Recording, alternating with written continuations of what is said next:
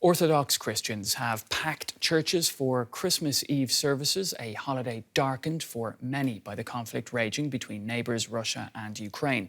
In Kyiv, hundreds of people, including men in military uniform, have attended a historic service at the famed Pechersk Lavra monastery, which was under Moscow's jurisdiction until the beginning of the war. At the eastern front line, Russian troops have also been attending services after President Vladimir Putin called for a holiday truce.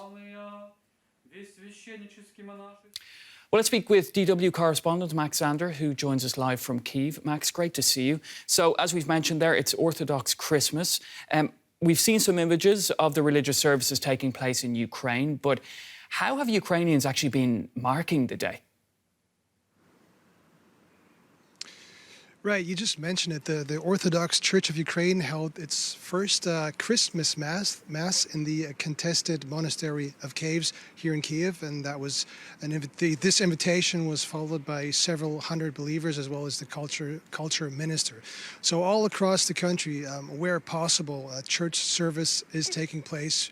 People are indeed celebrating Orthodox Christmas today. It's been a incredibly difficult year for Ukrainians, with the beginning of the full-scale invasion of Ukraine, with many people witnessing the fighting, family members having fled, having lived under occupation, and more recently here in the capital Kyiv and other places, every now and then harsh attacks with Russian rockets that also are taking place in other parts of the country. And not despite this, but because of this, people tend to want to mark this day, celebrate, come together with their family if possible, and just spend the day and spend a few hours with their loved ones in peace and quiet, hopefully without further Russian attacks.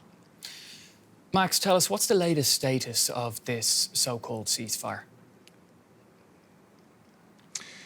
Right. Essentially, there is no real ceasefire here. This was a one-sided announcement by the Russians. It was never agreed on by the Ukrainian side. In fact, they quickly dismissed it as manipulative, as a ruse, so to say. Since the time that this ceasefire would have started yesterday, there have been attacks on Ukrainian cities, on Ukrainian settlements. There has been exchange of shelling along the eastern front line, both from Ukrainian and from Russian side. The Russians have announced that overnight a Ukrainian drone was downed over Russian occupied Crimea. So it seems that the fighting does continue, and in fact the Ukrainian defense ministry came out with a statement this morning announcing that the fighting continues at routine level right now. So we can't really talk about a ceasefire here. Thanks, Max. Max Zander in Kyiv.